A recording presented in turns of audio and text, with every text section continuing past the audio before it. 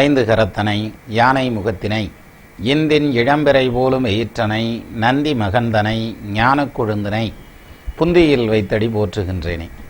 வணக்கம். பொதுவாக ஒவ்வொரு வாரமும் வெள்ளிக்கிழமை அன்னைக்கு வர நம்ம வீடியோவில் போன வாரம் போட முடியல. அதனால் நிறையா நேயர்கள் தொலைபேசி அப்புறம் இமெயிலு நிறைய என்கொயரிலாம் வந்தது. ஆக்சுவலாக போன வாரம் கரண்ட் இல்லை, அதனால் அப்லோட் பண்ணவும் முடியலை, ரெக்கார்ட் பண்ணவும் முடியல. சரி, அது ஒரு பக்கம். இப்போ ஏன் லேட் ஆச்சுங்கிற காரணம் சொன்னாதே நம்ம அதுக்கு சொல்லிகிட்டே இருக்கலாமே. அதனால் இந்த வார வீடியோக்குள்ளே போகலாம். பொதுவாகவே ஒரு மனுஷங்கிட்ட இருந்து வெளியில் வர்றதில் அடுத்தவங்க விரும்பி கேட்கக்கூடிய விஷயம் அப்படின்னு எடுத்துக்கிட்டால் பேசுகிறதுங்கிற அந்த ஒரே ஒரு பாயிண்ட் தான். மனித உடம்புலேருந்து வெளியில் வர்றது அது எச்சியாக இருந்தாலும், ஏன்னா வாய் வழியாக தானே பேசுகிறோம். அதான் சிவவாக்கியார் அருமையாக சொல்லியிருப்பார். அது மாதிரி எச்சில் வழியாக தானே வர்றோம். வந்தாலுமே அந்த பேச்சுங்கிறது அடுத்தவங்களை கவரக்கூடிய விதமாக இருக்கணும். அப்படிங்கிறதும் எல்லாரும் கேட்கக்கூடியதில் ரொம்ப பிரியமாக கேட்கக்கூடிய விஷயமும் அந்த பேச்சு தான். வள்ளுவர் தான் அதுக்கு சொல்லுவார், கேட்டார் வினிக்கும் தகையவாய் கேடாரும் வேட்ப மொழிவதாம் சொல் அப்படின்னு. அப்போ நம்ம பேசுகிறத இன்னும் சேர்த்தோட கேட்கலாமே அப்படிங்கிற மாதிரி உட்காந்து பேசணுமா, அந்த அளவுக்கு பேச்சு இருக்கணும் அப்படின்னு சொல்கிறாங்க. அப்போது ஒரு தனி மனிதனுடைய பேச்சு அப்படிங்கிறது எந்த அளவுக்கு தெளிவாக இருக்கும் அப்படிங்கிறத அவங்க ஜாதகத்தை பார்த்து எதுவும் கணிக்க முடியுமா அப்படின்னாக்கா நிச்சயமாக முடியும். அதனால தான் ஜாதக கட்டத்தில் ஒரு கட்டத்தை வாக்குஸ்தானம்னே சொல்லி வச்சுருக்காங்க. வாக்குஸ்தானம்ங்கிறது லக்னத்துக்கு அடுத்த ஸ்தானமே வாக்குஸ்தானம் தான். லக்னம்ங்கிறது ஒரு ஜாதகன், அதுக்கு அடுத்த ஸ்தானமே வாக்குஸ்தானம் தான். அவன் எப்படி பேசுவான், அவன் எப்படி நடந்துக்கிருவான், அவன் குடும்பம் எப்படி இருக்கும். ஏன்னா பேச்சை ஓட்டி தானே குடும்பம் இருக்கும், பேச்சை ஓட்டி தானே நடவடிக்கைகள், சமுதாயத்தில் எந்த அளவுக்கு கலந்து பழகிறாருங்கிற மாதிரியான விஷயங்கள்லாம் இருக்கும். அப்போ 2ஆம் இடம்ங்கிறதே வாக்குஸ்தானம் அப்படின்னு சொல்லி வச்சாங்க. இந்த வாக்கை பற்றி சொல்லல தான் ஒரு இடத்துல சொல்லுவாங்க, ஒருத்தர் பேசுகிற பேச்சு இன்னொருத்தரை காயப்படுத்தாத அளவில், கீறாத அளவில், இன்னும் சொல்லணும்னா அவங்களுக்கு ஆறுதல் அளிக்கக்கூடிய விதத்தில் இருக்கணும் அப்படின்னு சொல்கிறாங்க. அதாவது சந்திரனும் குருவும் ஒன்று சேர்ந்து நின்றுச்சுன்னா அவங்க ரெண்டு பேரும் ஒன்றா இருக்கிறதுங்கிறது பேச்சு ரொம்ப சாஃப்டாக கொடுக்குமா. மதிகுரு ஒன்றாய் கூடில் மதுரமாம் வாக்குண்டாகும். மதுர மொழி அப்படின்னு சொல்கிறாங்கல்ல, அது மாதிரி ரொம்ப சாஃப்டாக பேசக்கூடிய ஜாதகர்களாக இருப்பாங்க. சந்திரன் குரு ஒன்று சேர்ந்துருந்துச்சுன்னா அப்படின்னு சொல்கிறாங்க. மதிகுரு ஒன்றாய் கூடில் மதுரமாம் வாக்குண்டாகும். அப்போ நல்ல பேச்சு பேசக்கூடிய ஜாதகர், அடுத்தவங்களுக்கு ஆறுதல் அளிக்கக்கூடிய விதத்தில். சிலர் பேசினான்னாக்க காதை ரெண்டையும் பொத்திக்கிட்டு தெரிச்சு ஓடிடணும் குடுகுடுன்னு. ஏன்னா அந்த அளவுக்கு தெளிவாக பேசுவாங்க. ரத்தம் வர பேசுகிற ஆட்கள்லாம் உண்டு. இந்த பேசுகிறது அப்படிங்கிறதுக்கு எத்தனையோ விதத்தில் தமிழில் சொற்கள் இருக்குது. பேசினான், கூறினான், விளம்பினான், செப்பினான், மொழிந்தான், அரைந்தான், பகர்ந்தான், இப்படி நிறைய விஷயங்கள், நிறைய சொற்கள் இருக்குது. பேச்சுங்கிறத காமிக்கிறதுக்கே நிறையா சொல் இருக்குது.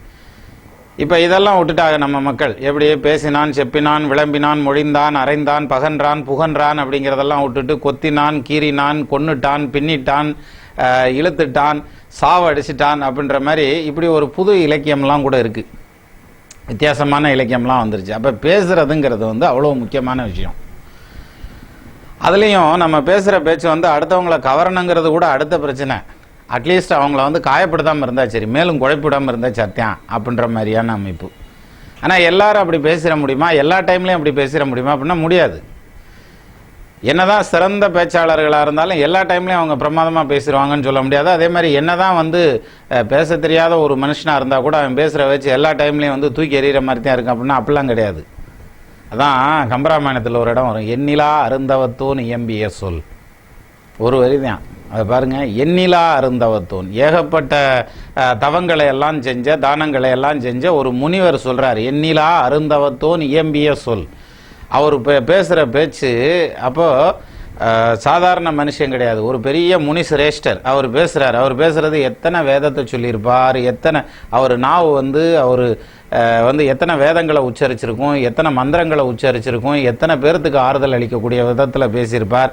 அப்படி பேசின ஒரு மனுஷனே தசரதன் முன்னால் பேசல எண்ணிலா அருந்தவத்தோன் இயம்பிய சொல் மருமத்தின் எரிவேல் வாய்ந்த புன்னிலாம் பெரும்புளையில் கனல் நுழைந்தால் எனச் செவியில் புகுதலோடும் உன்னிலாவிய துயரம் பிடித்துந்த ஆறுயிர் நின்று ஊசலாட கண்ணிலான் வெற்றிழந்தான் என உழைந்தான் காலவலான் அப்படின்னு சொல்றார். அப்போ அப்பேற்பட்ட தவசிரேஷ்டர் பேசுறதுலயே வந்து அவ்வளவு கொடுமையான வார்த்தையா இருந்ததாம். எது ராமனை வந்து என்கிட்ட கொடு அப்படின்னு சொல்லி கேட்குறாருல்ல. அப்போ விஸ்வாமித்திரர் வந்து அதை கேட்டதுமே அந்த சொல்லு வந்து செவியில் புகுறது வந்து அந்த மாதிரி அது பெரிய புண்ணில் வந்து அப்படியே சும்மா எரியிற கனலை நுழைச்ச மாதிரி இருந்தது அப்படின்னு சொல்லி சொல்கிறார். எனச்செவியில் புகுதலோடும் அவ்வளோ வேதனையான விஷயத்தில் போதான். இப்போ இதே இது வந்து இன்னொரு விதத்தில் எடுத்துக்கோங்க. இது தசரதன்ட்ட வந்து விஸ்வாமித்திரர் கேட்கல, பெரிய தவசிரேஷ்டர் முனிசிரேஷ்டர் பேசுகிறப்ப அவர் பேசுகிற பேச்சே அடுத்தவங்களை அந்த அளவுக்கு காயப்படுத்தி பிடிச்சான். இதே தசரதன் வந்து வேட்டைக்கு போயிருந்த இடத்துல வந்து முனிவருடைய பையனை காலி பண்ணிடுறாரு. அம்பு விடுது, குடத்தில் தண்ணி மூக்கிறது, யானை தண்ணி குடிக்கிற சவுண்டுன்னு நினச்சி அவர் அம்பு விடுறாரு. மொத்தத்தில் அந்த முனிவர் பையன் காலி ஆகிடுறாரு. அந்த முனிவர்கிட்ட போகல அவர் கொடுக்குறாரு பாருங்க சாபம், பிரமாதமாக கொடுக்குறாரு. கண்ணின் மணி போல மகவை இழந்தும் அந்த முனிவர் சொல்கிறார். கண்ணில் பாப்பா இருக்கு இல்லையா, அது மாதிரி அப்பேற்பட்ட மகன் எங்களுக்கு கண்ணு இல்லைன்னாலும் அவன் கண்ணாக இருந்து எங்களை பாதுகாத்தான். கண்ணின் மணி போல் மகவை இழந்தும் உயிர் காதலியா. அந்த உசுறு வந்து மகனையே இழந்துட்டோம், அதுக்கப்புறம் அந்த உசுறு வந்து என்ன பெருசாக விரும்பத்தக்க ஒரு விஷயமா அப்படின்னு சொல்லி கேட்குறாரு. உன்னை எண்ணி இருந்தால் உலகோர் என்னென்று உரையார். அதாவது அதையே நாங்கள் வந்து உசுரே பெருசாக நினச்சி உயிரோடு இருந்தோம்னா உலகத்தில் இருக்கேன் என்ன சொல்லுவான். அத்தந்தண்டி பிள்ளைங்களே போயிடுச்சு, இந்தால் பாரியா அந்த கிழவனுங்களை இன்னும் உட்காந்துட்டு இருக்காங்கன்னு சொல்ல மாட்டாங்களா. விண்ணில் தலை சேருதும் யாம், நாங்கள் போய் சேர்ந்துடுறோம் யா, எங்களுக்கு வந்து இனி வந்து உலகத்தில் இருக்கணுங்கிறது ஒன்றும் இல்லை அப்படிங்கிற அந்த விஷயத்த சொல்லிட்டு எம்போல் விடலை பிரிய ஆரம்பிக்கிறார் பாருங்க. அவருடைய வாக்கினுடைய வீரியம் பாருங்க. என்னையா போலேயே விடலை பிரிய, உன்னோட மகன் உன்னை விட்டு பிரியிற மாதிரி பிரியிறப்போ பின்னும் பரிமா உடையாய், பெரிய ஆன சேனையெல்லாம் வச்சிருக்க பெரிய அரசனே, பரிமாலாம் உடையவனே, அடைவாய் படர்வான் என்றே நீயும் வந்து விண்ண உலகத்துக்கு வந்துடுவ எப்போ உன் புள்ள உன்னைய விட்டு பிரியிறப்ப அப்படின்னு சொல்லி சொல்கிறார். அப்போ தசரதனுக்கு பிள்ளையே இல்லை. எது இந்த சாபத்தை அவன் வாங்குறப்ப தசரதனுக்கு பிள்ளையே இல்லை, யாருமே பிறக்கலை. ஆனால் அந்த முனிவர் சாபம் கொடுக்குறார். நீ வந்து நான் என் பிள்ளைகளை பிரிஞ்சு கஷ்டப்பட்டு விண்ணுலக அடைகிற மாதிரியே நீயும் உன் பிள்ளைய பிரிஞ்சு கஷ்டப்பட்டு விண்ணுலக அடையணும் அப்படின்றார். அப்போது அந்த முனிவர் சொல்கிற ஒரு வார்த்தை, அந்த வாக்கோட வீச்சு வந்து எப்படி இருக்குது.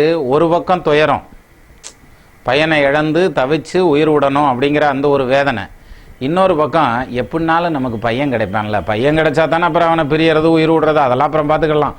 முதல்ல பையன் ஒருத்தன் வந்துடுவான்ல, வாரிசுன்னு வந்துடும்ல அப்படிங்கிற அந்த ஒரு சந்தோஷத்தை நோக்கி அந்த தசரதனை இழுத்துட்டு வருது.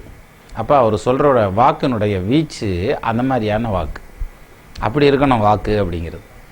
அப்போ அவர் கொடுக்குற வாக்கு எத்தனையோ வருஷம் கழித்து அதுக்கப்புறம் அது வந்து ஜெயிக்கிறதுக்கான இடத்துக்கு வருது. சரி, அப்போ ஒரு முனிவர் சொல்கிறத அந்த அளவுக்கு ஸ்ட்ராங்காக சொல்கிறாரு. அதுலேருந்து இந்த தசரதனுக்கு என்ன பயம் வந்துருச்சுன்னா, சரி அதாவது பிள்ளைங்கள்லாம் பிறந்த உடனே பயம் வர ஆரம்பிக்குது. இப்போ பிரிஞ்சிருவானோ அப்போ பிரிஞ்சிருவானோ, அவன் பிரிஞ்சிட்டான்னா நம்ம உசுறு போச்சு அப்படிங்கிறதுல அவர் தெளிவாக இருந்திருக்கார். அப்போ பிரிஞ்சான்னா முடிஞ்சிச்சு கதை அப்படிங்கிறதுல ஸ்ட்ராங்காக இருக்கார். அதுக்கப்புறம் பண்ணுற தசரதனுடைய ஒவ்வொரு செயலும் பார்த்தீங்கன்னா ஒவ்வொரு இடத்துலையும் பயந்துக்கிட்டே தான் அந்த அடுத்தடுத்த வேலைகளை செஞ்சுட்டே வருவார். அதுக்கு தான் சொல்கிறாரு. அதாவது சிலர் வந்து பார்த்தீங்கன்னாக்கா இப்போ உசுறு போயிருமா அப்போ உசுறு போயிருமா அப்படிங்கிற மாதிரியான எண்ணத்திலே இருப்பேன். என்ன ஒன்றும் உடம்புலாம் சரியில்லாமல் இருக்காது, எல்லாம் ஆரோக்கியமாக தான் இருப்பாங்க, நல்லா தான் இருப்பாங்க. ஆனாலும் சிலருக்கு லேசாக உடம்பு தொல்லை பண்ணால் போதும், உடனே அப்படி இருக்குமா இல்லை இது இப்படி இருக்குமா, உடனே போய் அதை கூகுளில் ஆட்டி செக் பண்ணு, அதுக்கு என்ன சொல்கிறான் இதுக்கு என்ன சொல்கிறான், இது இருந்துச்சுன்னா இன்னும் எத்தனை காலம் உசுரோடு இருப்பான்னு சொல்லுது அப்படின்ற மாதிரியான அமைப்பில் சர்ச் எல்லாம் பண்ணுற ஆளுங்க நிறையா உண்டு. ஆனால் ஜோசியர்கிட்ட வரையில் தான் ஒரு மாதிரி கேட்பாங்க. என்ன கேட்பாங்க, நீங்கள் எத்தனை வயசு வரைக்கும் ஆயுசு இருக்கும்னு பார்த்து சொல்லுங்கள், சும்மா தைரியமாக சொல்லுங்கள் அப்படிம்பாங்க. எது அவங்க ஆயுசை பற்றி சொல்கிறதுக்கு இவர் தைரியமாக சொல்லணுமா, ஏன் சொல்லிட்டு போக வேண்டியதானே அப்படின்னாக்க, அதாவது உசுறு போகிறதும் வர்றதும் வந்து மழை பேரும் புள்ள பேரும் மகாதேவனுக்கு தான் தெரியும்னு அந்த கணக்காக இந்த இதில் வந்து எனக்கு சும்மா தைரியமாக சொல்லுங்கள், எத்தனை வயசு வரைக்கும் இருப்பேன்னு சொல்லுங்கள் அப்படிம்பாங்க. இப்போ ஒன்றும் இல்லை, சிம்பிளான விஷயம், 72 வயசு வரைக்கும் இருப்பேன் அல்லது 80 வயசு வரைக்கும் இருப்பேன் அப்படின்னு சொல்லிட்டோம்னு வச்சுங்களேன், பாக்கி இருக்க 79 வருஷமும் பிழைக்க மாட்டான். அந்த 80வது வருஷத்தை நினச்சிக்கிட்டு எப்பயுமே கிளைமேக்ஸை நோக்கியே தான் மனசு இருக்கும். கேட்குறப்ப என்ன கேட்டுருவாங்க, ஆனால் அதுக்கப்புறம் பார்த்தீங்கன்னா எப்போ பார்த்தாலும் எப்போங்கிற மாதிரியான பயத்திலே இருப்பாங்க. அது மாதிரி தசரதனும் எப்போ அப்படிங்கிற மாதிரியான பயத்திலேயே இருக்கிறார். இப்போ கையை ஓங்கிட்டு வர்றாரு அடிக்கிறதுக்கு. அந்த ஆள் அடிச்சு விட்டாருன்னா எம்பிட்டு வலிக்கும், கொஞ்சம் நேரம் தான் வலிக்கும், அதுக்கப்புறம் சரியாக போயிடும். இப்படியே ஓங்கிட்டே நின்னான்னு வச்சுங்களேன், அவன் எத்தனை தண்டி அடிக்க போறான்னு தெரியாது. அந்த வேதனையே வந்து மிகப்பெரிய வேதனையாக இருக்கும். அதனால தான் விடம் கொண்ட மீனை போலும் வெந்தழல் மெழுகு போலும் படம் கொண்ட பாம்பின் வாயில் பற்றிய தேரை போலும் திடம் கொண்ட ராமபானம் செருக்கழத்துற்ற போது கடன் கொண்டார் நெஞ்சம் போல் கலங்கினான் லங்கை வேந்தன் அப்படின்றான். அவ்வளோ தூரம் துயரத்தை அனுபவிச்சானா. கடன் கொண்டார் நெஞ்சம் போல் கலங்கினான் லங்கை வேந்தன் அப்படின்னு சொல்லக்கூடிய அளவில் அந்த அளவுக்கு துயரத்தை அனுபவிக்கிறார் அப்படிங்கிற மாதிரியான அமைப்பு. அதனால தான் ரகசியத்தை வந்து பூட்டியே வச்சுக்கிறான். யார்? தசரதன். அயோத்தியா காண்டத்தில் போய் தசரதன் வந்து கோசலட்ட தான் மனைவிட்ட சொல்கிற பற்றி தெரியுது அவருக்கே. நமக்கே தெரியறது, நமக்கு தெரிய வர்றதே அப்போ தானே தெரிய வருது. இந்த மாதிரியான ஒரு சாபம் வாங்கியிருக்கிறாரு. அப்போ இதுனா ராமன் பிரிஞ்சான்னா தசரதன் முடிஞ்சான்னு வச்சுக்கியா அப்படிங்கிற மாதிரியான அமைப்புக்கு வந்து சேர்ந்துருது. அப்போ இந்த மாதிரி நேரத்தில் இந்த பயத்தில் தசரதன் இருக்கையில் இவர் வந்து கேட்குறாரு, எண்ணிலா அருந்தவத்தோன், மிகப்பெரிய தவசிரேஷ்டர். அவர் வந்து கேட்குற சொல்லே, அவர் பேசுகிற சொல்லே அடுத்தவனை காயப்படுத்துது. சரி, அப்போ இதில் இன்னொன்று எடுத்துக்குவோம். மிதிலையிலேருந்து அயோத்திக்கு திரும்பி வர்றாங்க. திரும்பி வர்றப்ப இது பரசுராமர் குறுக்க வந்துடுறார். குறுக்க வந்து அவர் சண்டைக்கு இழுக்கிறப்ப நல்லா பாருங்கள், 60,000 மனைவியருடையவன் யார்? தசரதன். ஒரு ஒண்டாட்டி எட்டி பிழைக்கிறதுங்கிறத வீரன்னு சொல்லலாம். 2 ஒண்டாட்டி எட்டி பிழைக்கிறவன பெரு வீரன்னே சொல்லலாம்ல. ஏன்னா ஒரு பக்கம் எடி வாங்குறதும் இல்லாமல் 2 பக்கம் எடி வாங்குறான். அப்போ இப்போ ஒரு சம்சாரத்தை வச்சு ஓட்டுறதை கல்யாணத்துக்கு முன்னால் எப்படி இருந்தேன் தெரியுமா? சிங்கம் மாதிரி இருந்தேன்டா, இப்போ நான் ரொம்ப அசிங்கமாயிட்டேன்டா அப்படின்றாங்கல்ல. அப்போ இதெல்லாம் எதனால்? ஒரு சம்சாரத்தில் 60,000 பொண்டாட்டியை வச்சு அவர் காலம் செலுத்தினவர். அப்போ அத்தந்தண்டி வீரன். தேவர்களுக்கு சண்டை வந்து இங்கேருந்து படை எடுத்துகிட்டு போய் அவங்களுக்கு ஹெல்ப் பண்ணி எல்லாம் சரி பண்ணி கொண்டு வந்தவர். அப்பேற்பட்ட தசரத சக்கரவர்த்தி 1000 வருஷம் நாடை ஆண்டவன். அப்பேற்பட்ட தசரதனுக்கு பிறந்த பிள்ளை எப்பேற்பட்ட பிள்ளை? ராமனை பற்றி சொல்லலை. அவர் குறுக்க வழிமறிக்கிறார், ரைட்டு, பரசுராமர். அதுக்கு வந்து ராமர் எப்பேற்பட்ட பிள்ளை?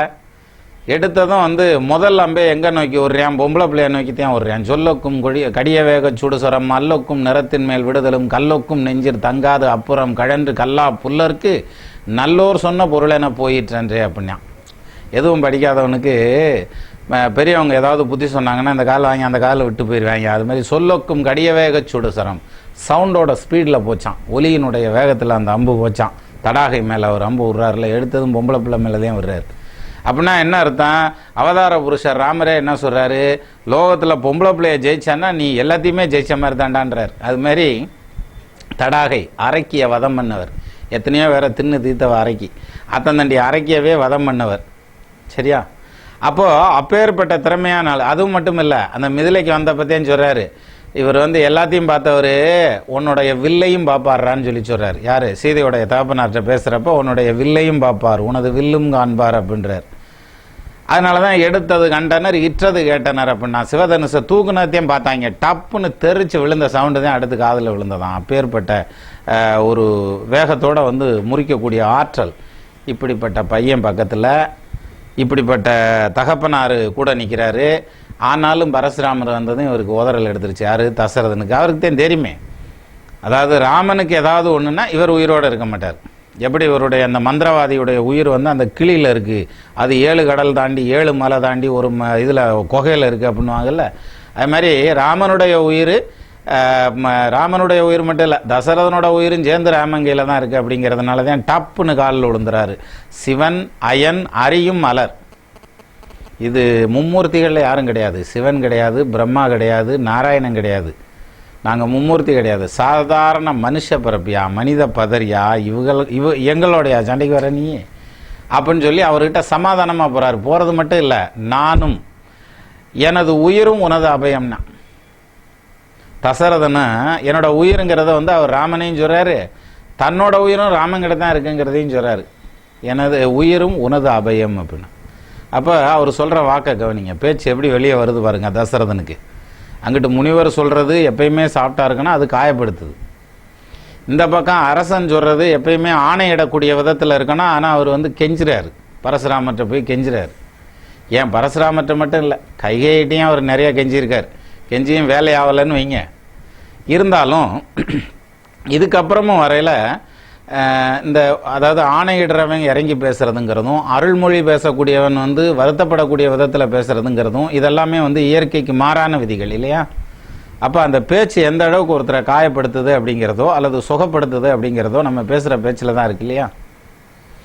அதில் தான் தசரதன் கைகிட்ட சொல்லையில் ஒரு இடத்துல சொல்கிறாரு, நின்மகன் ஆழ்வான், ஓம்புள்ள பிழைப்பான், அதாவது அரசாட்சியோடு பிழைக்கிட்டான், அதில் ஒன்றும் பிரச்சனையே கிடையாது, நாங்கள் வந்து ஐ அக்செப்ட் இட் அப்படின்றாரு. நின்மகன் ஆழ்வான், நீ இனிது ஆழ்வாய், நீயும் வந்து மன்னன் கூடயே சேர்ந்துட்டு உன் மகன் கூடயே சேர்ந்துக்கிட்டு அரசாட்சி வை. அதுலேயும் இந்த இடத்தையே கவனிங்க, முதல் சீரே இந்த பாட்டில் ரொம்ப சிறப்பானது, நின்மகன் ஓம் பிள்ளை அப்படின்னு சொல்லி சொல்கிறார். ஏன் இப்போ தசரதன் பிள்ளை இல்லையா அப்படின்னாக்க, இந்த வீடுகளில் வந்து ஏதாவது பொம்பளை பிள்ளை மேலே ஒரு சின்ன பேர் ரிப்பேர் அது இதுன்னு வந்துருச்சு, அல்லது ஆம்பளை பிள்ளையாக இருக்கட்டும், என் பேரில் ஒரு சின்ன பிரச்சனைன்னு வந்துருச்சுன்னா அப்பா என்ன சொல்லுவார், புள்ள வளர்த்து வச்சுருக்கா, அவர் பிள்ளை எடுத்தது நேராக அவங்க அம்மா மேலே தான் பைவார். சரியா? 2 பேரும் சேர்ந்து அப்படி வளர்த்துருப்பாங்க, இருந்தாலும் பிள்ளை வளர்த்து வச்சுருக்கா அவர் பிள்ளை அப்படிங்கிறது தான் வரும். அதே இது அம்மா சொன்னாங்கன்னா என்ன சொல்லுவாங்க, அவன் ஓம் பையன், அப்புறம் எப்படி இருப்பான், ஒன்றிய மாதிரி தானே இருப்பான் அப்படின்ற மாதிரியான வேகத்தில் இவங்க வருவாங்க. அப்போ அந்த பொறுப்பை வந்து யாரும் எடுத்துக்கிற மாட்டாங்க. அப்போ அம்மா வந்து இது ஓம் பிள்ளை தாயா, அப்புறம் எப்படி இருப்பான், ஒன்றிய மாதிரி தானே இருப்பான் அப்படின்னா, இது வந்து புள்ள வளர்த்து வச்சிருக்காவாருன்னு இவர் இங்கிட்டு திருப்பினார்னா அப்போ அவன் எப்படி தானாகவே வளர்ந்துட்டானா, யாரும் நட்டு வச்சு தண்ணி ஊற்றுனாங்களா அப்படின்னாக்கா அதெல்லாம் ஒன்றும் கிடையாது. 2 பேரும் தான் வளர்த்துருப்பாங்க. ஒரு பிரச்சனைன்னு வரல பொறுப்பை உதறாகலாம், அப்படி உதறுவாங்க. அது மாதிரி தசரதனும் உதறார். அப்புறம் அவனும் வந்து மனுஷ பிறப்பில் தானே வந்திருக்கார். நின்மகன் ஆழ்வான், ஓம் பிள்ளை அரசாழ்வான், பிரச்சனையே இல்லை, நீ இனிது ஆழ்வாய், நீ அவனோட சேர்ந்தே ஆண்டுக்கோ. எது? நிலமெல்லாம் இருக்கிற எல்லா சொத்தையும் நீயே ஆண்டுக்கோ, அது பிரச்சனை இல்லை. உன் வயமே ஆமே, நிலமெல்லாம் உன் வயமே ஆமேனா பூரா நிலத்தையும் நீயே வச்சுக்க, பூரா சொத்தையும் நீயே வச்சுக்க, ஆளுதை தந்தேன், இது வந்து இது எல்லாத்துக்கும் ஆள்றதுக்கு உனக்கு ரைட்ஸ் கொடுத்துட்றேன், உரை உன்றேன், நான் வந்து சொன்ன சொல் தவற மாட்டேன், நான் சொன்னதை மாற்றிக்கவும் மாட்டேன், அத்தனையும் நீயே வச்சுக்க. என்ன காரணம்னா அடுத்து அவள் வந்து சொன்னதை மாற்ற சொல்கிறான். என் மகன் பரதன் நாடாள வேண்டும், சீதை கேள்வன் போய் வனமாள வேண்டும்னு சொல்லி கைகை வர வாங்கினா இல்லையா, அந்த வரத்தை அந்த வாக்கை திருப்ப சொல்கிறதுக்காக உரை குன்றேன், நான் வந்து என்னுடைய கொடுத்த வாக்கில் வந்து நான் ஸ்ட்ராங்காக நிற்கிறேன், நீ உன் வாக்கில் இருந்து வழிவிப்போ தவறிப்போ அப்படின்னு சொல்லி சொல்கிறார். உரை குன்றேன் என் மகன், ஏன்னா ராமன் வந்து இவருடைய பையன், பரதன் வந்து நின்மகன் ஆரம்பிக்கிறார் இல்லையா. அப்போ ராமனை வந்து என் மகன், என் மகன், என் கண், என்னோட கண்ணு, என்னுடைய மகன், என்னுடைய உயிர், என் மகன், என் கண், என் உயிர், எல்லா உயிர்கட்கும் நன்மகன், எல்லா உயிரத்துக்கும், எல்லா உயிர் ஜீவராசிகளுக்கும் அவன் பிள்ளை, என்னுடைய பிள்ளை, என் கண் அவன், என்னுடைய உயிர் அவன். இதுக்கு தான் சொல்ற, இந்த நாடு இரவாமை நய, அவன் மட்டும் இந்த நாட்டை விட்டு போவேனான்னு சொல்லு கெஞ்சிரியான். யாரு? அரசர். ஒரு இடத்துல நின்று அப்படியே ஆணை இட்டான்னாக்க அந்த பொறி பறக்கும் அப்படின்னு சொல்லுவாங்கல்ல, அது மாதிரி பொறி பறக்கக்கூடிய அமைப்பு. பேசுகிற பேச்சு வந்து அப்படியே ஸ்பார்க் ஆகணும், அப்படி பேசுவான். அப்படி பேசுகிற தசரதன் இப்போ என்ன பண்ணுறாரு, கெஞ்சுறார், தான் மனைவிட்ட போய் கெஞ்சுறார். சரி, இது இப்படியே இருக்கட்டும். இதுக்கு அப்புறமும் ஒரு இடத்துல பாருங்க, மனைவிட்ட கெஞ்சுறதுங்கிறது கதவை சாத்தி விட்டு கெஞ்ச வேண்டியது, எங்கள் ஆளில் விழுக வேண்டியதான், உருண்டுலாம் எந்திரிக்க வேண்டியது, ஒன்றும் பிரச்சனை இல்லை, வெளியே தெரியாதுல்ல, அதனால சத்தியம். அதே இது வந்து ஒரு முனிவர்கிட்ட போய் இந்த மாதிரி இப்படி கேட்குறீங்களே, நான் வந்து ராமன் அனுப்புறதுக்குலாம் நான் கூட வர்றேன் கூட அப்படின்ற மாதிரியான பேச்செல்லாம் பேசலாம், அதுவும் சத்தியம். அதையும் தாண்டி எங்கே போகுது பாருங்க, நாயகன் பின்னும் தன் தேர்ப்பாகனை நோக்கி, ராமனை கொண்டு போய் இறக்கி விட்டு தேர் வந்துருச்சு, தேர்ப்பாகவும் உள்ளே வர்றார். இவர் மயக்கம் போட்டிருந்தவர் அப்படியே தேர் வந்துருச்சுன்னு தான் அப்படியே மயக்கம் தெளிச்சிருச்சு. சரி ரைட்டு, எப்படின்னு சமாதானப்படுத்தி கூப்பிட்டு வந்திருப்பாங்க பிள்ளைய, அப்போ பார்த்துடலாம் அப்படிங்கிறதுக்கு அப்படி டக்குன்னு எந்திரிச்சது தான் அவங்கள காணா. அந்த தேர்ப்பாகன்னா முன்னால் வர்றேன் கேட்குறாரு, டிரைவரை பார்த்து கேட்பாங்கல்ல, அப்படி கேட்குறாரு. நாயகன் பின்னும் தன் தேர்ப்பாகனை நோக்கி, நம்பி சேயனோ அணியனோ என்றலும் தேர்வலானும் வேயுயர் காணில் தானும் தம்பியும் மிதிலை பொண்ணும் போயினன் என்றான் என்ற போல்தத்தே ஆவி போனான். முடிஞ்சு வச்சு. ராமபிரானுடைய தாப்பனார் உசுறு போகிறதுங்கிறத அவ்வளோதையும் சொல்கிறார். யார்? கம்பர் பேசுறது. நாயகன் பின்னும் தன் தேர்ப்பாகனை நோக்கி, நம்பி சேயனோ அணியனோ என்றலும் தேர்வலானும் வேயுயர் காணில் தானும் தம்பியும் மிதிலை பொண்ணும் போயினன் என்றான் என்ற போல்தத்தே ஆவி போனான் அப்படின்னு அந்த வார்த்தையை கேட்ட மாத்திரத்திலேயே உசுறு வச்சு முடிஞ்சு வச்சு சொல்லி. இது யார்? தசரதனுக்கு. தசரதன் உயிர் இப்படி போகுது. இதே அப்படியே தூக்கிட்டு வந்து யுத்த காண்டத்தில் வைங்க, ராவணின் உயிர் எப்படி போகுது? வெம்மடங்கள் வெகுண்டனைய மனமடங்க சினமடங்க வினயம் வீய தெம்மடங்க பொருதடக்கை செயலடங்க மயலடங்க ஆற்றல் தேய தம்மடங்கு முனிவரையும் தலையடங்க நிலையடங்க சாய்த்த நாளில் மும்மடங்கு ஒளிந்தன முறை துறந்தான் உயிர் துறந்த முகங்கள் அம்மா அப்படின்றார். அத்தனை மடங்கு மடக்கிறார். ஏன்னா ராவணன் அவ்வளோ பெரிய பெரு வீரன். சரி, இதெல்லாம் ஒரு பக்கம் இருக்கட்டும். அப்போது இவர் இந்த தசரதன் உயிரை விடுற வரைக்கும் அவன் போய் இன்னொருத்தன்ட்ட கெஞ்சிறான். யார்? முனிவர்கிட்ட கெஞ்சி, பொண்டாட்டிகிட்ட கெஞ்சி, தன்னுடைய டிரைவர்கிட்டயே கெஞ்சிறார். தன்னுடைய தேர்ப்பாகன்ட்டியே அதனுடைய நிலை என்ன, ராமனுடைய நிலை என்ன அப்படின்றத கெஞ்சிறார். அப்போ இந்த சூழ்நிலையெல்லாம் வர்றதுக்கு என்ன காரணம்? அப்போ இப்போ நம்ம இதில் எல்லாம் பார்த்தீங்கன்னாக்க அடேங்கப்பா சிலர் பேசுகிறப்ப பார்த்தா மிகப்பெரிய வீரனாகவே பேசுவாங்க. கடைசியில் ஒரு டைமில் பார்த்தோம்னாக்க எந்த சத்தமே இருக்காது, அப்படியே ஆஃப் ஆயிடுவாங்க. நம்ம வீட்லேயுமே பார்த்தீங்கன்னா சல்லு சல்லு சல்லு சல்லுன்னு பேசுகிற ஆட்கள் இருப்பாங்க. ஒரு சில டைமில் பார்த்தீங்கன்னா ரொம்ப ஆஃப் ஆகி அப்படி கப்புன்னு நின்றுயான். அப்போ ஒருத்தனுடைய வாக்கினுடைய வீச்சு எந்த அளவுக்கு இருக்கும் அப்படின்றத சாதத்தை வச்சு எதுவும் சொல்ல முடியுமா? முடியும். அப்போ லக்னம்ங்கிறது அவனுடைய செயல்பாடுகள் எந்த அளவுக்கு இருக்கும் அப்படிங்கிறது. அதுக்கு 2ஆம் இடம்ங்கிறது வாக்குஸ்தானம். சொல்தல் யாருக்கும் எளிய அறியவாம் சொல்லிய வண்ணம் செயல் அப்படின்னு சொன்னது மாதிரி செய்கிறதுங்கிறதே ரொம்ப கஷ்டம். ஆனால் தசரதன் சொன்ன மாதிரி செய்யணுன்றதுனால தான் உயிரையே விட்டான். அதில் தான் இதில் சொல்லுவாங்கல்ல, ஏன்னா அனிச்சமும் அன்னத்தின் தூவியும் மாதர் அடிக்கு நெருஞ்சி பழம் அப்படின்னா. அனிச்ச மலருங்கிறது அப்படி மோந்து பார்த்ததுமே மாடிருமா, அவ்வளோ மென்மையானது. அன்னத்தின் தூவிங்கிறது அன்னப்பறவையினுடைய இறகு, அதுவும் தானாக விழுகிறது. ஏன்னா இந்த எடுத்துக்காட்டை நான் கமெண்ட்ஸ் வீடியோவில் 12 சொல்லிட்டேன், அதனால் ஷார்ட்டாக முடிச்சுக்கிறேன். அப்போது அந்த அன்னத்தினுடைய தூவியும் தானாக விழுகக்கூடிய இறகுனுடைய அந்த இறகும் அதே மாதிரி அனிச்ச மலரும் எவ்வளோ மென்மையானதோ அதை விட மென்மையானதான் பூவையர், மெல்லியர்னு சொல்கிறேன். அதனால தான் பெண்களை பற்றி சொல்லலை. அப்பேற்பட்ட மனைவிக்கு, அவ்வளோ மெல்லிய மனைவிக்கு அந்த தையலாளுக்கு கொடுத்த வாக்கை காப்பாற்றணுங்கிறதுக்காக உசுரையே கொடுத்தான் தசரதன். அப்போ வாக்கனுடைய வீச்சுங்கிறது அந்த மாதிரி. அப்போ யாரெல்லாம் நல்லா பேசுவா அப்படின்னா ரொம்ப சிம்பிளாக சொல்லலாம். எப்படி? சுபகிரகங்கள்னு சொல்லக்கூடிய தனிச்ச புதன் ஆகட்டும், வளர்பிறை சந்திரன் ஆகட்டும், அல்லது குரு பகவான் ஆகட்டும், அல்லது தனி சுக்கரன் ஆகட்டும், வாக்குஸ்தானத்தில் 2ஆம் இடத்துல உட்காந்துருந்தா நல்லா பேசுவேன். சிம்பிளாக முடிச்சிடலாம் இல்லையா? அப்போ வாக்குஸ்தானம்ங்கிறது 2ஆம் இடம். 2ஆம் இடத்தை பார்த்த கிரகங்கள், 2ஆம் இடத்து அதிபதி, இவங்களை பொறுத்து தான் அந்த வாக்கு. அப்போ 2 கூடையவன் சனீஸ்வரனாக இருந்தால் அவங்க பேச்சு யாரும் விரும்பப்பட மாட்டாங்களா அப்படின்னா விரும்புவாங்க. எப்படி? தனுசு லக்னத்துக்கு 2க்கு அதிபதி சனி 2ல் ஆட்சி ஆகிறாருன்னு வச்சுக்குவோம். எப்படி பேசுவான்? பிரமாதமான பேச்சு இருக்கும். அதுலேயும் குறிப்பாக உத்திராட நட்சத்திரங்காலில் உட்காந்துருக்குன்னு வச்சுக்கிடுவோம். அந்த சனீஸ்வரன் உத்திராடம் பாக்கியாதிபதி இல்லையா? திருவோண நட்சத்திரத்தை விட உத்திராடத்தில் உட்காந்துருக்கேன் பிரமாதமாக பேசுவான். அதே மாதிரி அவிட்ட நட்சத்திரத்தில் சனி உட்காந்துருந்தாலும் பேச்சு நல்லாயிருக்கும். ஏன்னா வேகமாக இருக்கும் பேச்சு. உத்திராடத்தில் இருக்கிறது மென்மையாக இருக்கும். அப்போ சனீஸ்வரன் 2ஆம் இடத்துல இருந்தாலும் அது 2ஆம் இடம் சனியினுடைய சொந்த வீடாக இருந்தால் அருமையான பேச்சு வரும். சரி, கன்னியா லக்னமாக எடுத்துக்குவோம். 2ல் சனி நிற்பார், உச்சம் பெற்ற சனி, பேச்சு அருமையாக இருக்கும், பிரமாதமாக பேசுவான். அப்போ இந்த பேச்சுங்கிறது வாக்குஸ்தானத்தை வச்சு வர்றது. அதனால தான் சொன்னேன், வாக்கினில் கிரகமேற வந்திட வாக்கிநாதன் தீர்க்கமாய் ஆட்சி உச்சம் தன்னிலே திருந்து நிற்க பாக்கியவானாய் பாரில் இருக்கும் நாள் அளவும் பாலும் தாக்கிய திரவியத்தால் தரணியில் வாழ்வதாம நாம் பால்வாக்கியத்தோட உழைக்கணும்னு யோக வாக்கியம் சொல்லுன்றேன். வாக்குஸ்தானத்தில் கிரகம் உட்காந்து வாக்காதிபதி வலுத்த நிலையில் நின்றுச்சுன்னா. இன்னொரு ஜோதிட கிரந்தம் சொல்லுது, நேர்தன லாபரானோர் நிகரிலா சுவரை சேர மார்மனை குற்றமின்றி ஆட்சியோடு உச்சமாக துன்மன கொடியோர் தானும் தொடர்ந்துமே பாராராகில் கார்நிகர் வேணியாகில் கணக்கில்லா பொருள் உண்டாமேன்னு. நிறைய பொருளாதாரம் சேரும்னு சொல்லு. எது? 2ஆம் இடத்து அதிபதி ஆட்சி ஆயிட்டார்னா அப்போ அவனுடைய வாழ்க்கை செழிப்பாக இருக்கும்னு தானே அர்த்தம். ஏன்னா பொருளாதாரம் நல்லா இருக்குன்னா அவங்ககிட்ட அவன் குணம் நல்லா இருந்தால் தானே பொருளாதாரம் சேரும். குணம் இல்லாதவங்ககிட்டையும் பொருளாதாரம் சேர்றது உண்டு. அது rare in case, exemption is not a rule. அது விபரீத ராஜயோகத்தில் தூக்கி விட்டுட்டு அப்புறம் தூக்கி யானை மேலே ஏற்றி பாறை மேலே தள்ளி விட்டுரும். சரி, அது ஒரு பக்கம். அப்போ வாக்குஸ்தானம்ங்கிறது அவ்வளோ முக்கியமான ஸ்தானம். அதான் வாக்குஸ்தானத்தில் ஒரு கிரகம் ஆட்சி ஆகுது. ஏகமாய் 7-2 7ஆம் இடத்து அதிபதியோ அல்லது 2ஆம் இடத்து அதிபதியோ ஏகமாய் 7-2 உண்மையாய் உச்சமாட்சி வாகுகேந்திரமும் கோணவன் சசினோ குற்றால் வாகனம் பூமி செல்வம் வல்லனர் குடும்பனாகி போக பாக்கியமும் பெற்று புதல்வரும் தீர்க்கம் உண்டாம். அப்போ பேரு புகழோட பிழைக்கணுங்கிற மாதிரியான அமைப்பு, நல்ல குடும்பத்தோட பிழைக்கணும், நல்ல வாரிசோட பிழைக்கணுங்கிற மாதிரியான அமைப்பெல்லாம் அந்த 2ஆம் இடத்தை வச்சு சொல்லு அப்படின்றான்.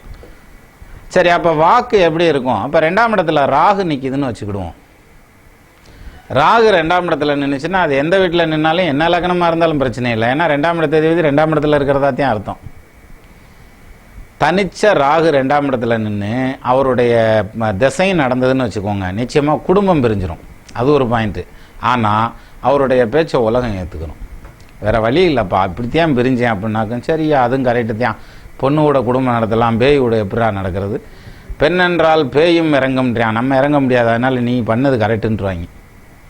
அப்போ 2ல் ராகு நிற்கிறதுங்கிறது வந்து குடும்பத்துக்கு வேணால் ஒத்துக்காமல் இருக்கலாம், பொருளாதாரத்தில் ஃப்ளக்சுவேஷன் வேணால் கொடுக்கலாம். ஆனால் பேச்சு அடேங்கப்பா எந்த பக்கம் வேணாலும் வளைஞ்சின்னு திரும்பி நெழிஞ்செல்லாம் போயிடும். அப்போ இடத்துக்கு தகுந்த மாதிரி அப்படியே அள்ளி விட்டுட்டு வந்துடுவார், சரட்டுன்னு வந்துடும். சரி, ராகுவோட சுக்கிரன் நிற்கிறாரு, இனிமையாக பேசக்கூடிய ஜாதகனா வந்துடுவான். ராகுவோட சூரியன் நிற்கிறாரு, வாக்கு குளரும் அப்படின்றான். பேசுகிற பேச்சு வந்து இப்போ சிலர் பேசிட்டே தான் இருப்பான், அரை மணி நேரமாக பேசுவேன், என்ன பேசுகிறேன்னு தெரியாது. திருப்பி அவன் விளக்கம் சொன்னாதான் தெரியும், இல்லாட்டி அதுக்கு ஒரு கோணாறு தமிழரை ஓடணும், போட்டால் தான் ரைட்டு இதுக்கு இதுதான் போல் அர்த்தம் இருக்குது போல இருக்குது அப்படின்ற மாதிரி அந்த ஸ்டைலில் பேசுகிறவங்களும் உண்டு. இல்லை, சிலருக்கு பேச்சே வரமாட்டேங்குது. அது ஏன் வரமாட்டேங்குது?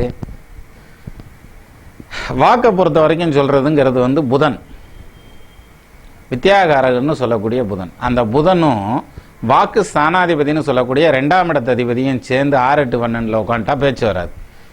வாக்கு தனதிபனோடு குலவிய புதனும் கூடி உடன்மட வாராந்தான துற்றிடில் ஊமையாமன்ட்டான், பேச மாட்டான் அப்படின்னு.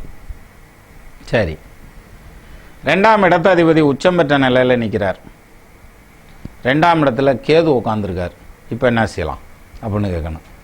நிச்சயமாக நல்லா பேசுவாங்க, ஆனால் அடுத்தவங்க ஏற்றுக்காத விதத்தில் பேசுவாங்க. அதான் அதில் பெரிய ப்ளஸ் பாயிண்ட். ஆப்போசிட்டில் நாங்கள் பெரிய ஆள் இல்லை, கீழேருந்து எண்ணியா 100 தயா வரும், கீழேருந்து எண்ணிப்பார், நான் தான் ஃபஸ்ட் நிற்பேன்பான்ல, கிடச்சிப்போ 40வது ரேங்க் ஒருத்தன் எடுத்திருக்கேன் கிளாஸ்லன்னா, நீ ஏன் அப்படி என்ற எனக்கு முன்னால் 39 பேர் இருக்கிறத ஏன் யோசிக்கிற? நீ இங்கிட்டிருந்து வந்துவார், முதல்லையே நான் தான் நிற்பேன், எனக்கு அப்புறம் தான் கிளாஸே நிற்கும் அப்படின்வான். அது மாதிரி இது வந்து பேச்சுங்கிறது வந்து அந்த உச்சம் பெற்ற நிலையில் நிற்கக்கூடிய வாக்காதிபதி 2ஆம் பாவத்தில் கேது உட்காந்துருக்காருன்னா அவனால் பேச முடியும். ஆனால் அவன் மட்டும் ஏற்றுக்கிற விதமாக அருமையாக பேசுவேன்ற மாதிரியான அமைப்பு. சரி, சூரியன் 2ஆம் இடத்துல இருக்கிறாரு, பேச்சே சத்தமாத்தியாக இருக்கும், சவுண்டே ஜாஸ்தியாக இருக்கும், வால்யூம் கூட வச்சுருப்பாங்க, உள்ளே ஆம்பிளிஃபையர் வச்சு அனுப்பிச்சிட்டாங்கன்னு அர்த்தம். பேச்சு கூட இருக்கும். ஆனால் அதே சமயத்தில் அந்த வாக்காதிபதியும் வலுவாக இருக்கணும். வலுவாக இருந்தால் மட்டும்தான். ஏன்னா வாக்குஸ்தான நீசமாகி சூரியன் அந்த இடத்துல உட்காந்துருந்தான்னா பேசினாலே சண்டை வந்துடும், வாயை திறந்தாக்கும் சண்டை வந்துடும். இப்போ சிலர் வந்து போயிட்டுருக்கலாம், அங்கே பாரு மழை பெய்யுதில்ல, மழை பெஞ்சு இப்படி நசன்னு இருக்கையா, அப்புறம் எப்படி மழை பெய்யனே? சரி, பெஞ்சா தானே நல்லது, இப்படியே வெஞ்சிக்கிட்டு இருந்தால் எப்படி நல்லது? பனியால் இருக்குல்ல, அப்புறம் எப்படி பனி அடிக்கும், இப்படித்தான் இருக்கும் அப்படின்னா, அதாவது கேட்டதுக்கெல்லாம் விதண்டாவாதமாகவே பேசிட்டு போகிறேன்னு வச்சுக்கோங்க, அது இன்னும் சிக்கல். ஸோ இது மாதிரியான அமைப்பில் அந்த வாக்குஸ்தானம்ங்கிறது வாக்காதிபதி ஃபஸ்ட்டு தெளிவாக இருக்கணும். அவர் தெளிவாக இருந்தால் பேச்சு நல்லா வந்துடும்.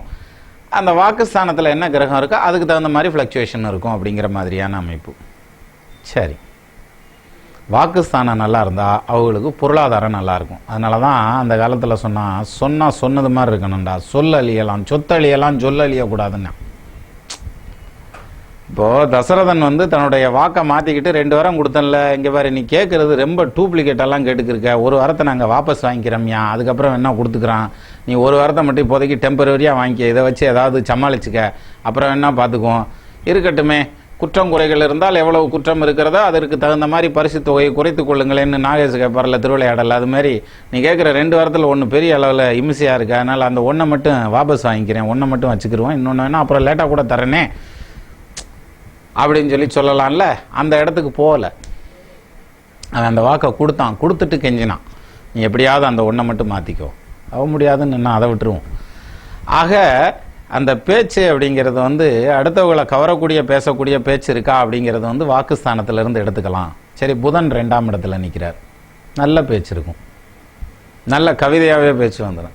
சரி, கவிதையே பாடணும், அதுக்கு எப்படி இருக்கணும்? சனியலாதருவர் தானுமே ஊடி புனிதராயிருக்க புலவனாய் கவிதை இனிதன உரைத்தே எண்டு செய்யங்கு மனுவோட நீதி மன்னனாகுவானே, பிரமாதமாக பிழைப்பான்னு சொல்லு. அப்போது அந்த கவிதை வர்றதுங்கிறது விருத்தம் எனும் ஒன்பாவுக்கு உயர் கம்பன்னு சொல்லி சொல்கிறாங்கல்ல, அது மாதிரி அந்த பாடல்கள் வந்து என்னும் முன்னே 700 மென்னூறு மாச்சதோன்னு சொல்லி கவி காழமேகன் சொன்ன மாதிரி சல்லுன்னு பாட்டு வரணுன்றதுங்கிறது வந்து அப்படி ஒரு அந்த கவிக்கான அந்த அம்சம் இருக்கணும். அதுலேயும் இன்னும் சொல்லுவான், வித்தை ஸ்தானமும் நல்லா வலுவாக இருக்கணும், அப்போ தான் கற்பனா சக்தி விரிவாக வரும். வித்தையான் வித்தை தண்ணில் விளங்கிய சுபரோடேற புத்தியால் சுபனை வார்க்க புதனுமே பலவானாக வித்துவானாகி மிக்காய் மிகுந்தவன் சதுரனாகி உத்தரவாதியாகி உலகினில் இருந்து வாழ்வான் அப்படின்னு அப்படி பேருவோளோட உழைப்பான்னு சொல்லுன்னு சொல்லிச்சுறான். அப்போ புதன் வாக்குஸ்தானத்தில் இருந்தால் அப்படி. சரி, சூரியன் இருக்கு, சந்திரன் வாக்குஸ்தானத்தில் இருக்கார். அவர் வளர்பிறையாக இருந்தாலும் சரி தேய்விரையாக இருந்தாலும் சரி கற்பனா சக்தி அப்படி பறந்து விரியும். ஏன்னா சந்திரன் மனோகாரகன் இல்லையா, அப்படியே பிரமாதமாக வரும் கவிஞர்களுக்கு, கற்பனையில் இருக்கவங்களுக்கு, படம் போடுறவங்களுக்கு. அதே சந்திரன் ராகு அதோட சம்மந்தப்பட்டோ அல்லது மிக மோசமான நிலையில் பாதிக்கப்பட்ட ஒரு பொசிஷனில் இருக்காருன்னு வச்சுக்கோங்க. ஒன்றும் வேணாம், சிம்பிளாக எடுத்துக்கிடுவோம். அதாவது ராகுவும் சந்திரனும் ஒன்று சேர்ந்து வாக்குஸ்தானத்தில் இருக்காங்க, ஏதோ ஒரு லக்னத்தை எடுத்துக்கிடுவோம். அதில் இருக்கிறது சூரியனுடைய நட்சத்திர காலாக இருக்கட்டும், ரெண்டும் ஒரே நட்சத்திர காலில் உட்காந்துருக்குன்னு வச்சுக்கிடுவோம். என்னாகும், மனநிலையை பாதிச்சிடும், ரொம்ப சந்தோஷமாயிருவான். ஏன்னா கஷ்டப்படுறது வருத்தப்படுறதெல்லாம் யாருக்கு, சிந்திக்கிறவனுக்கு தான். நம்ம தான் சிந்திக்கிறதே இல்லைனாக்கா எந்நேரம் சந்தோஷமாக இருக்கலாம்ல, அந்த ஒரு சூழ்நிலைக்கு போயிடும், அவன் எக்ஸ்ட்ரீம் லெவலுக்கு போயிடும். அதனால தான் படைப்பாளிகள்னு சொல்லுவாங்க, கவிஞர்கள், இலக்கியவாதிகள், ஓவியர்கள், அந்த மாதிரியான படைப்பாற்றல் மிகுந்தவங்க பைத்தியத்துக்கு முன்னால் ஸ்டேஜ் அப்படிம்பாங்க. அதனால தான் அவங்க இப்போ தன்னுடைய படைப்பை தான் பார்ப்பாங்களே வர, தன்னுடைய ட்ரெஸ் கோடையோ தன்னுடைய தோற்றத்தையோ அந்த மாதிரியான விஷயங்களை பார்த்துக்கிறதுக்கே கிடையாது. தாமஸ் ஆல்வா எடிசனுடைய வரலாற்று எடுத்து படித்து பாருங்கள் போட்டிருப்பாங்க, ஐன்ஸ்டீனை படித்து பாருங்கள் போட்டிருப்பாங்க. ஐன்ஸ்டீனுக்கு முடிவெட்ட கூட தலை சீவுறது கூட நேரம் இருக்காது, அப்படியே தெரிவார். ஸோ அந்த மாதிரியான அந்த ஸ்டேஜுக்கு, அதாவது ரொம்ப எக்ஸ்ட்ரீமாக மரகலன்ற ஸ்டேஜுக்கு முன்னால் இருக்கிற ஸ்டேஜ் அப்படின்னு சொல்லுவாங்க கலைஞர்கள். அது மாதிரி அப்போ அவ்வளோ கற்பனா சக்தி விரிவாக பறந்து விரிஞ்சு வர்றதுங்கிறது அந்த சந்திரன் வாக்குஸ்தானத்தில் இருந்தால் பேச்சு அப்படி இருக்கும். சரி, செவ்வாய் இருந்ததுன்னா ஒன்றும் கோபம் வராதவனாக இருந்தாலும் போதும், அவனையும் கோபம் வர்ற அளவுக்கு பேசி டென்ஷன் ஏற்றி விட்டுருவாங்க. யார் இந்த செவ்வாய் ஸ்ட்ராங்காக இருந்தது, வாக்காதிபதி ஸ்ட்ராங்காக இருந்தது. சரி, வாக்காதிபதி வீக்காக இருந்து செவ்வாய் ஸ்ட்ராங்காக இருக்கார் வாக்குஸ்தானத்தில், அப்படி எடுத்துக்கிறோமே. அப்படி எடுத்துக்கிட்டா என்ன ஆகும், அவங்க பேசுனாங்கன்னா நிச்சயமாக பிரச்சனை வரும். சிலர் பேசி நாட்டுக்கடையிலேயே சண்டை வந்துடும். அப்படியெல்லாம் வரலாற்றில் நிறையா விஷயங்கள் இருக்குது. அதாவது ஒரு மொழியிலேருந்து இன்னொரு மொழியை டிரான்ஸ்லேட் பண்ணுறதுக்கே ஒரு பெரிய போரையை கிளப்பி விட்டவன்லாம் இருக்கான் வரலாற்றில்.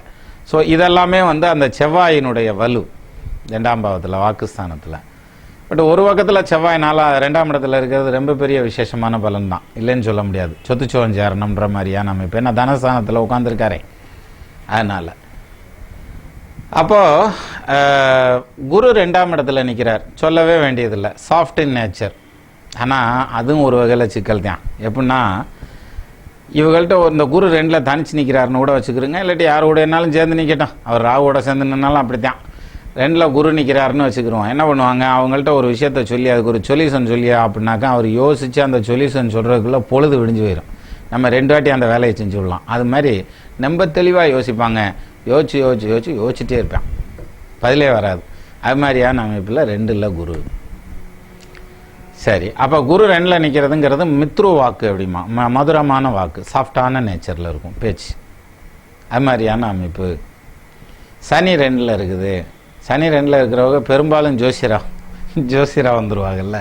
ஏன்னா குரு லக்னத்தில் வளர்த்து சனி 2ல் நிற்கிதுங்கிற பட்சத்தில் நிச்சயமாக ஜோசியம் அப்படிங்கிறது ஏதாவது ஒரு விதத்தில் அவங்கள டச் பண்ணும்.